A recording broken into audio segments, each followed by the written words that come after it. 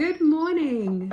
I am off today on my first solo camping trip in a long time. I am so excited.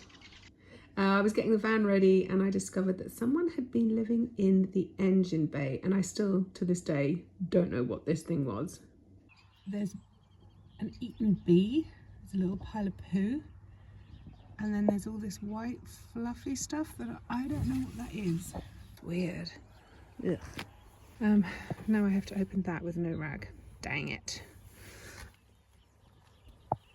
Oh my gosh, that was tight.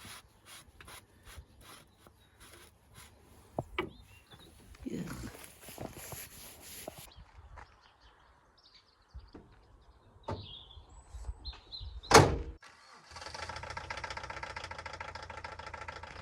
So I'm heading off to a little place called Porthtowan, further down in Cornwall, and I'm going to stay at the Mount Pleasant Eco Park, which is a campsite that I've been wanting to get to for probably about 4 years, and it just hasn't ever happened. So I'm so excited. It's such a cool place. There's a gorgeous cafe on site. They have live music gigs regularly. There's yoga classes and there's food markets, and there's everything. Link below. Check them out. If you're coming to Cornwall, definitely put it on your to-do list. And the weather was so gorgeous when I got here that I just dumped Myrtle in the middle of the field and went off for a walk. So this is the little path that takes you directly from the campsite down to the beach, and it was so beautiful. It was lined with gorse and heather, and I had it to myself, and oh, it was just so pretty. The walk back up was a little tougher, not gonna lie. So it's always strange to see the scars of Cornwall's mining history on our landscape. Today Cornwall is such a destination and it's got a relaxed and carefree pace of life. But seeing remnants of our mining history, it kind of makes you realise that in times past, Cornwall would have been a very difficult place to live, to bring up a family and certainly to make a living. And mining was such a dangerous job, and I don't think it was very well paid, certainly for the risk that the miners put in.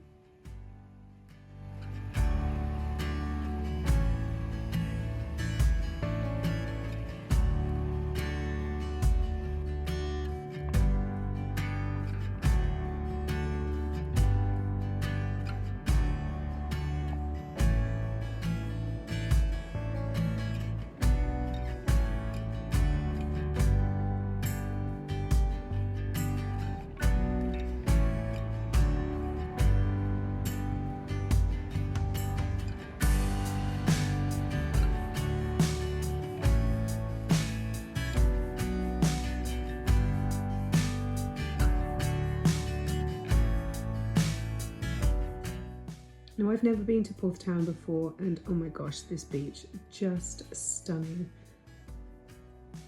I spent so long here just sitting and watching the sea. It was so beautiful. This slumped rock in the middle of the screen was amazing. Does anyone out there know if this is a natural rock formation, or is this a result of Porthtowan's mining history?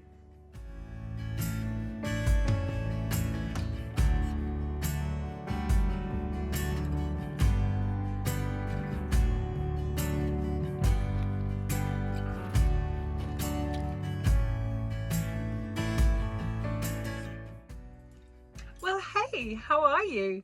So I'm all back in the van. I'm cozy. I've got me a coffee, and for tea tonight I'm keeping it really simple. I've got a little Vicky's bread baguette, at least what's left of it. I might have had a little nibble. If you ever come to Cornwall, there's 3 bakeries in my mind that deserve recognition. Vicky's is one of them, the other is DeBarra, and the third is Baker Tom. They all 3 do really good quality organic sourdough bread. That's delicious and good for you and good for the planet. So I'm going to have this and some hummus, and that's going to be my tea. Coffee, bread, hummus. I can think of nothing better. I might have had a big piece of cake as well when I got back up to the van from climbing my mountain. When I was down in Porthtowan, it's not a town. It's a hamlet. I don't even know, is it a village? Maybe it's a village. It's a very small village, if that's in fact what it is. But there was this really cute little shop, a little like health food shop. Everything in the store was vegan. I'm not vegan, I'm definitely a meat eater, but I can't tolerate any dairy products. So to see a cake display with fresh, delicious cakes that were all dairy free was a very good day for me. So I did scoff a piece of carrot cake when I climbed my mountain and got back to Myrtle. And actually I ate it so quickly that I didn't even manage to get any footage of it for you. But to be honest, it kind of squished in the paper bag, so it really did not look pretty, but it tasted delicious. So this is how tea is going to happen. 0 washing up today. So it feels really good to be back in Myrtle, to be back camping, to be back doing the things that I love to do and that I haven't done for a very long time. Johnny and I are going away in a couple of weekends time, maybe for Easter. Is that Easter? I feel that might be Easter. But I haven't used this van for so long that I just needed to know what worked and what didn't anymore. And honestly, there's a lot wrong with Myrtle. She needs some real TLC. I'm looking at the back window and the windscreen wiper. It's not a windscreen, what is it? The back wiper is like torn, both ends. That needs replacing. The poor sliding door is just all wrong currently. The central locking on it is buggered. That needs mending. It doesn't slide freely. I think it needs a new thing down the bottom, a new slidey thing down the bottom. The window needs fixing. I can't manage to lay down the passenger seats. There should be 2 levers, one either side of the 2 passenger seats. One snapped off last year, but I couldn't even get it to work with the other side lever, which is really annoying. The flame on this hob is too close to the back of that chair, which is why I always need to fold them down if I'm cooking. To make this coffee, I managed to use this stove fine because the driver's seat I've pushed forward, so I can still make coffee. Don't panic. Cheers. Anyway, I think that's all for now. I now have a hot date with a baguette and a little pot of hummus. Mustache.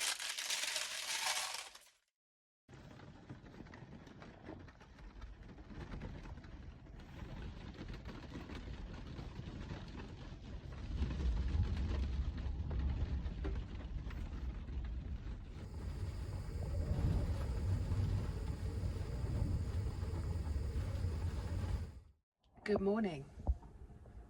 I'm a little bit sleepy.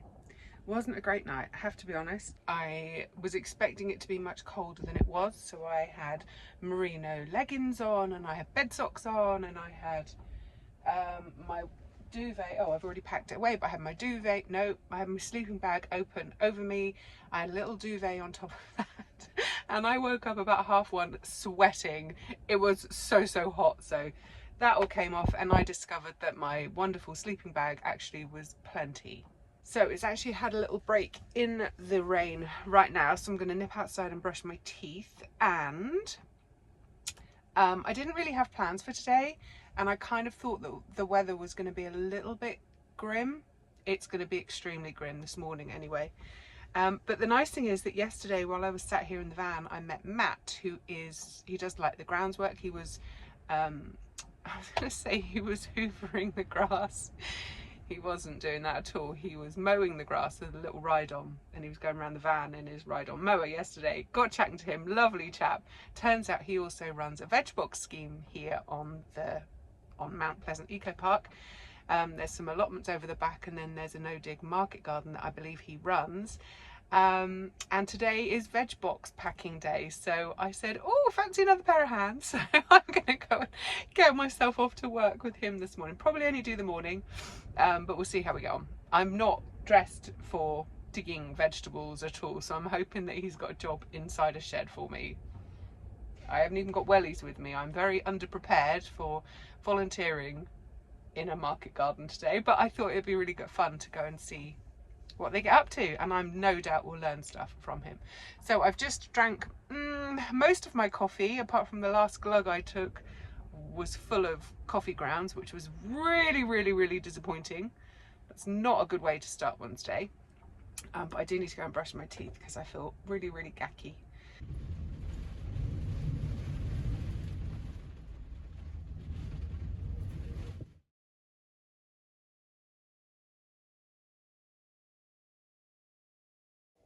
So apparently they work 2 days a week on this site, which is incredible that they can get so much work done in just 2 days. The first day, it's just catching up and doing all the chores, so like the weeding and the potting things on and the sowing seeds and stuff. And then the second day is actually the day that they bag up all the fresh vegetables to send out to customers. So my first job was just to walk along the inside of this one polytunnel where they were losing a lot of their seedlings. They think down to slugs, but possibly it could be mice. But basically I was just kind of scratching the dirt back just to see if there was any of the little tiny slugs in between the earth and the plastic. When they collect their slugs, they don't kill them. They put them in a jar and then they give them to one of the volunteers that lives furthest away from the site so that they can release them when they get home, which really makes me chuckle. Next, I went on to weeding, which, because it's a no-dig system, it's so easy. The weeds never really get a strong enough hold to become a problem, so they're really easy just to pull out when they're really young. Oh, beautifully modelled. Thanks.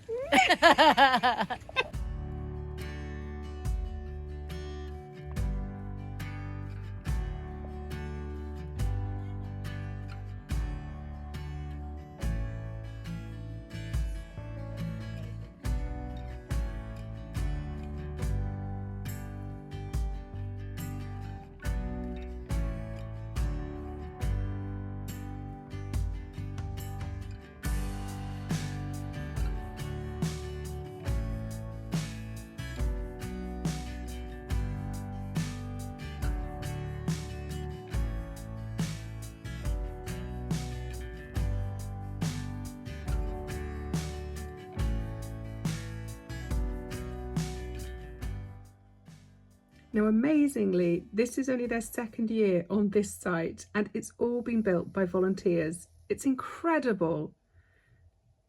They currently sell 45 veg boxes a week.